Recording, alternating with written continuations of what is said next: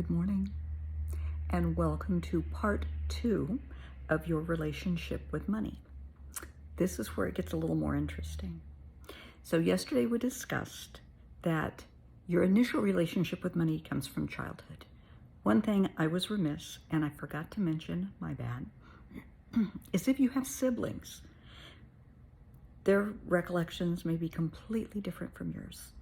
And that's okay, depending on maybe they were, and as an example, in my family, my older brother, my immediate older brother that I was raised with, is 9 years older. And he's going to have completely different lens than I see through, right? Because we're all unique, we all have our own perspectives, and we all have our own life lens that we experience life through. I have a half brother and a half sister who are 16 and 15 years older than me. They have completely different recollections because what they experienced was that many years ahead of me. So it's completely different. So my point being, don't compare your experience to that of your siblings. What you experience. That's your lens, not theirs. And don't judge anyone. Don't compare. Don't say, no, you're lying. That's not right. No. That's their lens. This is your lens. Let it go. So, moving on to adults and having our relationships with money. Let's say everything's going relatively well. You have a place to live. You're on your own. You have a car. Maybe you have a family, whatever. Decent job. And then catastrophe hits. And it happens. Divorce, chronic illness, maybe you can't work anymore, maybe somebody has cancer, maybe you lost your business, you lost your job, a fire took your house, a flood, a hurricane, and you are wiped out. Maybe you had to declare bankruptcy, and you are devastated. You feel like a failure. You feel like you let everybody down. You panic. Most people, when this happens, their initial response is panic, and that's fine. Feel what you feel. Sit with it for a few minutes. Sit with it for a day. But I want you to keep something in mind. Whatever you're feeling, those are adult feelings. You probably have kids. Be careful what you're modeling for your children. Because remember, you picked up what your parents modeled for you. Same thing's happening now with your kids. So let's be cognizant of what's coming out of our mouth and how we're behaving. Once you have a game plan moving forward, it's okay to sit the kids down and say, okay, this is what's happened and this is what we're going to do. Obviously, if it was a flood, a fire, or something catastrophic, it's going to be pretty obvious. If there was a death in the family, it's going to be pretty obvious. But let's just be mindful of the kids, okay? I don't want the children scared. Kids need to feel safe and secure. Don't scare them. Don't make them feel like, oh my God, I'm not going to have a place to live. I'm not going to have food. I'm not going to have clothes. Don't do that. So let's just be mindful, okay? So catastrophe hits and you panic, and that's okay. So at this point, I want you to, you can talk to a friend, somebody who is supportive, non-judgmental, that you can really talk to. And I want you to get a piece of paper, and we're going to start making lists. I want you to write down everybody you owe, all your monthly bills. Write down everything that comes out every month. And it's going to seem like a huge amount of money when you have nothing. It's okay. Just do it. Trust me. Then you know, this is how much I need to make every month. This is how much we need to have coming in every month. So now we can start moving forward. We can start building. There are times you may have to work 2 jobs, and it's hard if you have kids. The nice thing is now we have remote work. If you go on Indeed.com, even LinkedIn has job postings all over the world. So if you're hearing this in the UK, I have a lot of clients in the UK. That's okay. because they offer jobs, all over the world. So don't panic. You may have to work 2 jobs.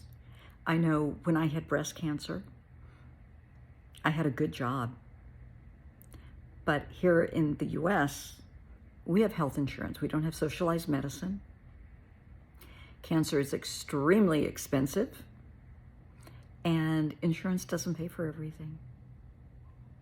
So if chemo doesn't wipe you out, having all the surgeries will. It's really, really hard. And it wiped out my savings completely. So I had to start from ground zero. And I missed, after my surgeries, I was off. I had 2 surgeries and then a small catastrophe. I went into renal failure. And at that point, I lost my job. So I'm speaking from experience on this. You panic, but you write down a list. This is how much I have to bring in every month.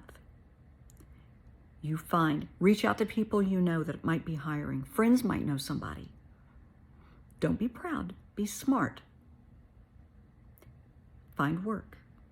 If you have babies at home, if you have kids and you really can't be out of the house, because daycare is just, it's crazy how expensive daycare is. Remote work. There are so many remote jobs doing everything under the sun. Look into it.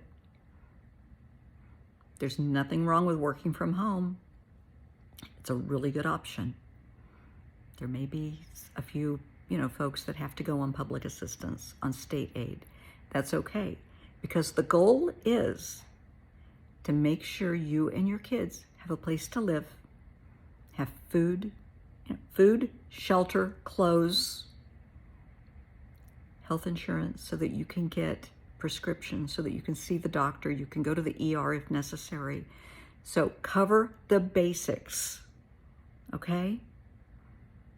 Just be smart. Try not to be emotional. It is such a hard situation to be in because emotions just kind of run rampant, because you're bouncing between fear, panic, depression, anxiety, futility. There's a lot of emotion bouncing around there.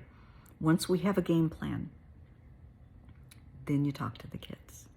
Sit everybody down and say, this is what happened. As you know, this is what happened.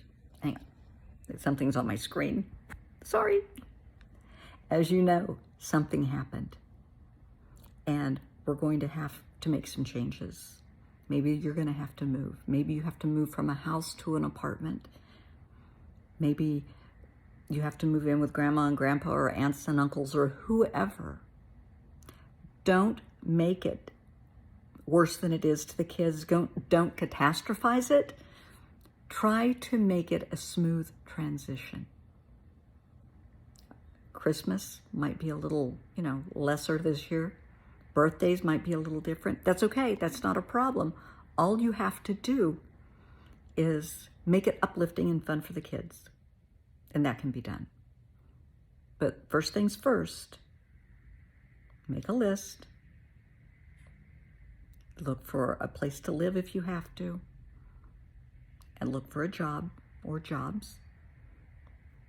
After my breast cancer experience, I had medical bills. And I was looking for work, which I got very quickly, remote. And this is before COVID. It's just, I ended up working 2 jobs. And I do legal consulting, medical legal consulting for law firms. I do case review. And this started in 2010, before I first got sick. I got cancer in 2014. And I just was able, through attorneys that I know, I was able to do this. So from 2010, even before I got sick, I was working a full-time job and I was still doing consulting to make ends meet. 2014, I did consulting full-time until 2017. And to this day, I love doing case review. It's kind of a hobby for me. I absolutely love it. It's what I do, believe it or not, for fun. I love it. So that I still do it to this day. So I have my practice, but I still do the consulting because I will always do that. I just love it. So I know a lot of attorneys will be seeing this, and if you're one of my clients, one of my consulting clients, hi. But you do what you have to do. There's nothing wrong with that. You're showing your children by example, no matter what life throws at us, we've got this. We're going to be logical. We have a list. We're going to go down the list. This is how much we have to earn. We may have to move. We may have to tighten our belt. You know, mom, dad may have to work 2 jobs for a little bit, but I'm going to be working at home, so it's okay. I'll still be here before school and after school. That's okay. Make the kids feel safe and secure, because it's scary for them too. But just let them know they're safe and they're loved, and it's going to be okay. Now, I do not want you to get desperate, because desperation is dangerous. I do not want you thinking, I can make a fast buck doing something illegal, whether that's selling drugs, working the sex industry. Don't do it. Don't. Because people think, oh yeah, well, I can turn, a quick buck and everything will be fine. Well, sweetheart, when you're busted by the police and arrested and put in jail, then you have legal fees. And then if you're convicted, you're taken away from your kids for a few years. Is it really worth it? Because you're going to end up losing more in the long run. So don't even go down that path to begin with. That's not even an option. Don't go there. No. Just be smart. Be pragmatic. We've got this. So you start building from the ground up. Piece by piece, day by day, it's going to be okay. Get in touch with your creditors. Let them know what happened. Because people want their money, but let them know. I've been diagnosed with this. We lost our home in a fire. I lost my job. Whatever the case may be, let people know. The people that you owe money to, tell them. They can work out a payment plan. Maybe they have suggestions. Maybe they know somebody that will hire you. You never know. Maybe they will hire you. You don't know until you talk to them. But be honest. Be honest with them. Be honest with your kids. Be honest with yourself. You don't have to announce your problems to the world. You don't have to put it on social media. You don't have to get up in church, synagogue, your mosque, whatever, and announce to the world what happened. If you want to, fine, but you don't have to.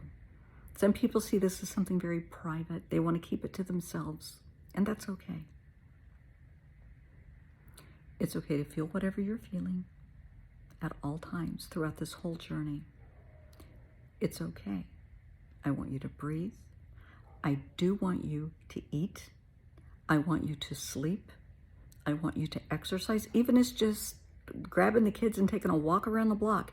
It's really important to get outside and get some fresh air for you and the kids. Don't judge yourself harshly. Treat yourself with kindness. You're doing the best you can in a very, very difficult situation. Do not call yourself a failure, because, sweetheart, the only time you fail is when you fail to try. And as soon as you start that list, as soon as you go online and start looking for a job, you cannot call yourself a failure, because you're facing the problem head on, you're dealing with it, and you're going to get it under control. Very simple. You are not a failure. Do not allow the lens of childhood to come back into play, because that's how you're going to start judging yourself. If you grew up in poverty and now you've faced a financial crisis, you're automatically going to push that button and think, oh my God, it's happening all over again. No, it isn't. This is a setback. You're just hitting reset and starting over. It's different.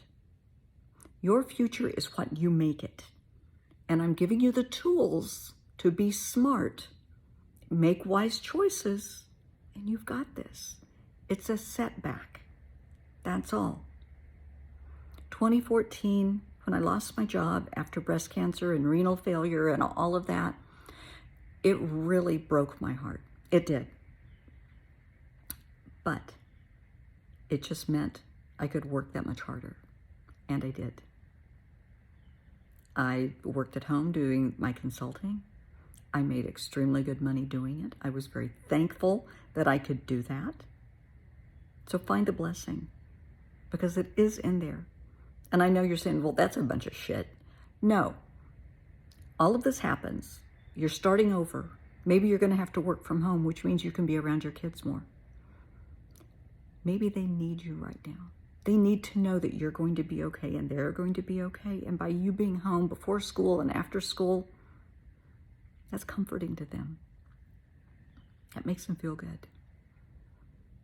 Maybe having to move in with grandma and grandpa or Aunt Mary or whoever, to you, that's the worst feeling in the world, that you can't take care of yourself.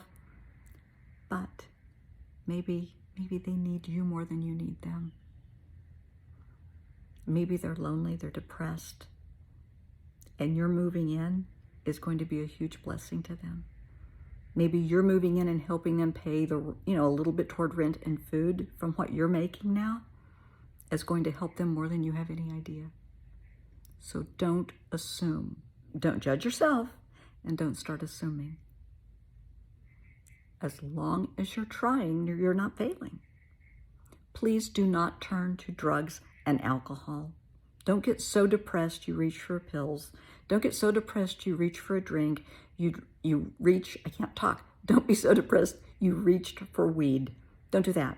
You're showing your kids that the answer is numbing yourself and turning to substance. Don't do that, because the answer to the situation is taking control of the situation, and that's what you're doing. If anybody needs to talk, you know where to find me. I have faith in you. You're going to do fine. And yeah, there probably will be a part 3 to this.